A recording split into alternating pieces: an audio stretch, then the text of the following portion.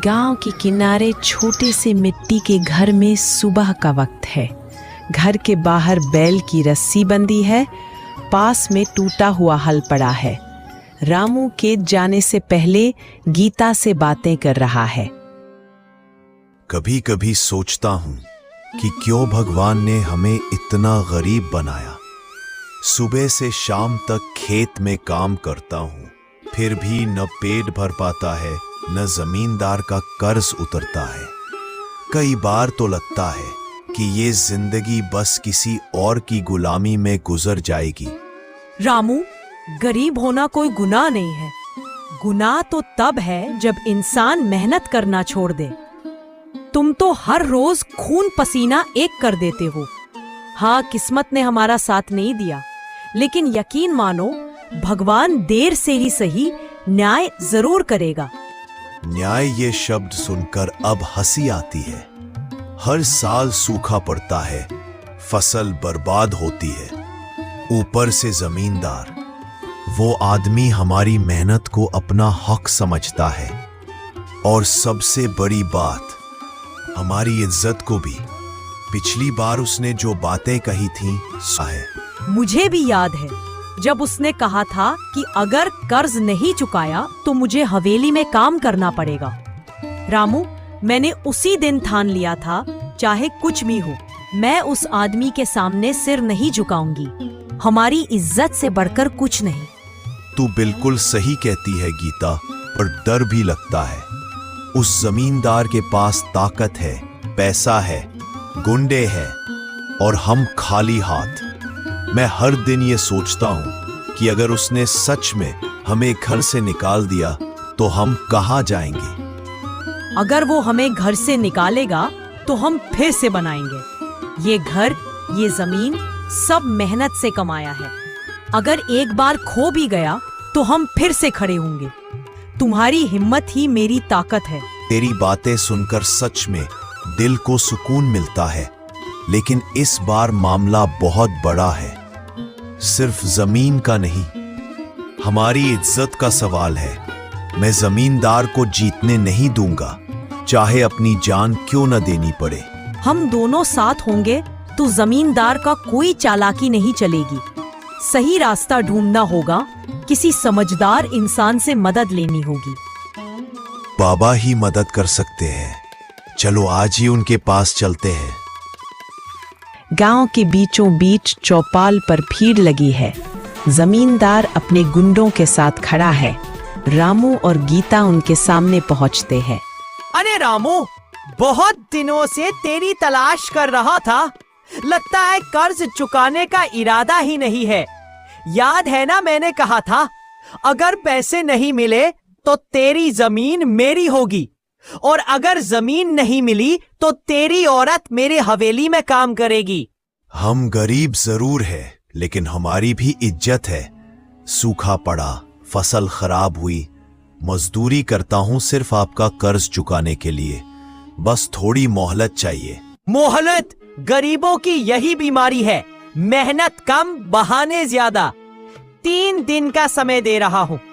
अगर पैसे नहीं लाए तो तेरी जमीन तो जाएगी ही, साथ ही तेरी औरत को मैं हवेली में ले जाऊंगा।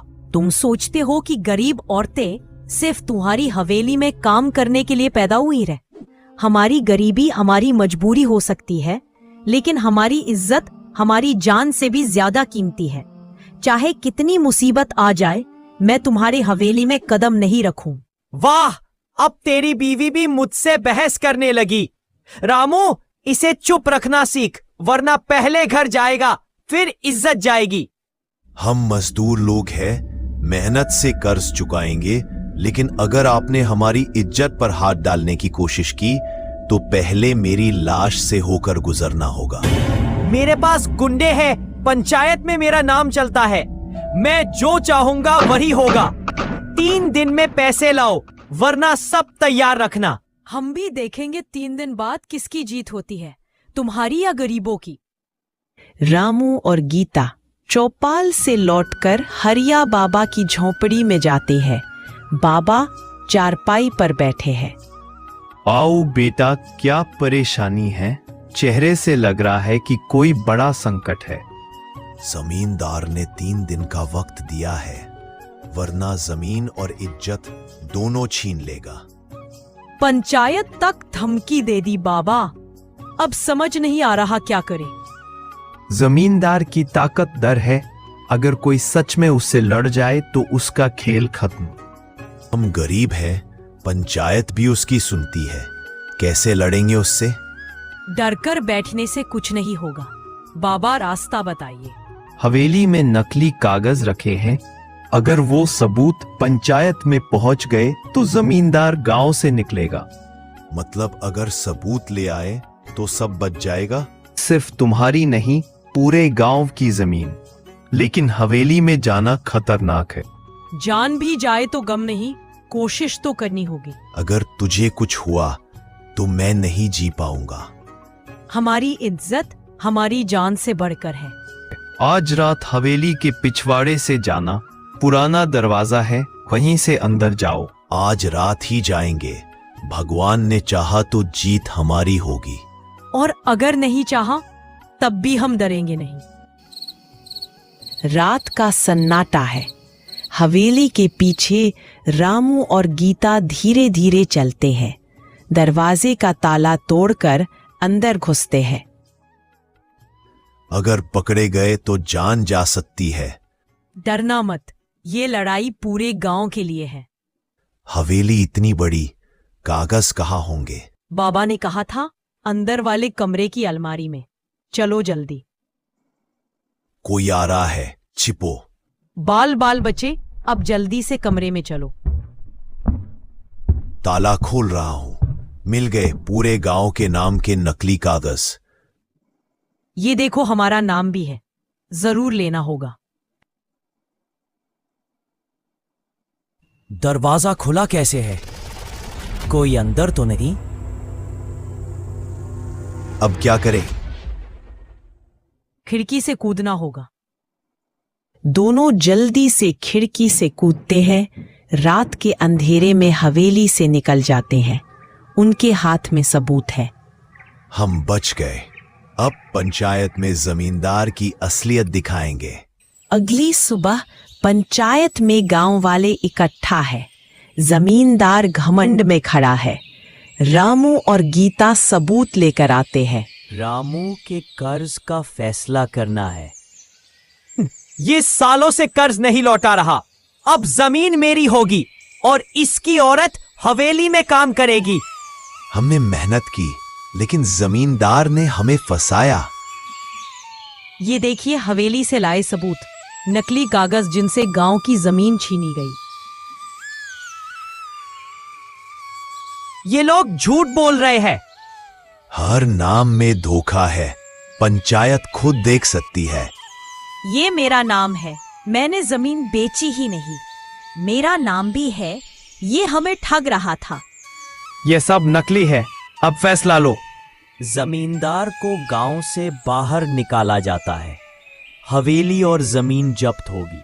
मुझसे गलती हो गई, माफ कर दो।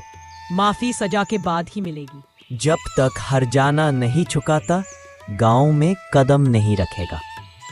कुछ दिन बाद गांव में शांति लौट आई है। हवेली अब पंचायत के कब्जे में है। रामू और गीता अपने खेत में खड़े हैं। गांव के लोग भी आसपास जुटे हैं। हरिया बाबा भी पास खड़े हैं। गीता, देख रही हो, यही वही खेत है जहां मैंने उम्मीद छोड़ दी थी। लगा था हम कभी लौट नहीं पाएंगे, लेकिन आज हम फिर से अपनी जमीन पर खड़े हैं। ये जीत सिर्फ मेरी नहीं, तेरी हिम्मत और बाबा की दुआओं की है। रामू, जब तू हार मान रहा था, मुझे लगा अगर इस बार चुप रहे तो हमेशा चुप रहना पड़ेगा। हमने डर को तोड़ा है। अब कोई हमें हमारी मिट्टी से अलग नहीं कर सकता। बेटा, याद रखना, गरीब होना कमजोरी नहीं है। ताकत पैसे से नहीं, दिल की सच्चाई और हिम्मत से होती है। आज पूरे गांव ने देखा कि एक किसान की बीवी भी अन्याय के सामने चट्टान बन सकती है। रामू भैया, अगर तुम खड़े नहीं होते तो हमारी जमीन भी चली जाती। हम सब तुम्हारे साथ थे, लेकिन खड़े होने की हिम्मत तुमने दी। आज से कोई जमींदार किसी गरीब की इज्जत या जमीन पर नजर नहीं डालेगा। हमने देख लिया है कि मिलकर हम कितना मजबूत हो सकते हैं। गीता बहन, तुम्हारी हिम्मत देखकर अब गांव की औरतें भी डर में नहीं जिएंगी। हम सबने तेरी लड़ाई को अपनी लड़ाई समझा है। बहनों, हमारी इज्जत हमारी ताकत है। अब अगर कोई भी औरत मुसीबत में पड़ी तो पूरा गांव उसके साथ खड़ा होगा। बाबा, आपने हमें रास्ता दिखाया। अगर आपका साहस न मिलता तो शायद आज हम गुलामी में जी रहे होते। मैंने सिर्फ रास्ता दिखाया बेटा, चलना तुम्हारा काम था। आज तुमने साबित कर दिया कि सच्चाई के सामने झूठ ज्यादा देर नहीं टिकता। ये गांव अब पहले जैसा नहीं रहेगा। अब हर गरीब इंसान अपने हक के लिए आवाज उठाएगा। हमें भी पंचायत में बदलाव करना होगा। ऐसा सिस्टम बनाना होगा कि कोई जमींदार फिर से ऐसा अन्याय न कर सके। बिल्कुल, हम सब मिलकर नया नियम बनाएंगे। जमीन सिर्फ मेहनत से कमाने वाले किसान की होगी। कोई दबंग किसी से जबरन नहीं छीनेगा। और औरतों के लिए भी नया हक होगा। पंचायत में हमारी आवाज भी सुनी जाएगी। हाँ, हम सब गीता बहन के साथ हैं। अब हम भी पंचायत का हिस्सा बनेंगे। यही असली जीत है, सिर्फ जमीन बचाना नहीं बल्कि आने वाले वक्त को बेहतर बनाना। अब कोई ताकत हमारी मेहनत और इज्जत नहीं छीन सकती। ये मिट्टी हमारी है और हमेशा रहेगी। हम गरीब सही, लेकिन अब हम चुप नहीं रहेंगे। हक छीनने वालों को जवाब मिलेगा और हमारी आने वाली पीढ़ी डर में नहीं, गर्व से जिएगी। सूरज की किरणें खेतों पर पड़ती है। गांव के लोग मिलकर नई फसल बोने की तैयारी करते हैं। गरीबी अभी खत्म नहीं हुई, लेकिन डर जरूर खत्म हो गया है। यही असली जीत थी, इज्जत और इंसाफ की।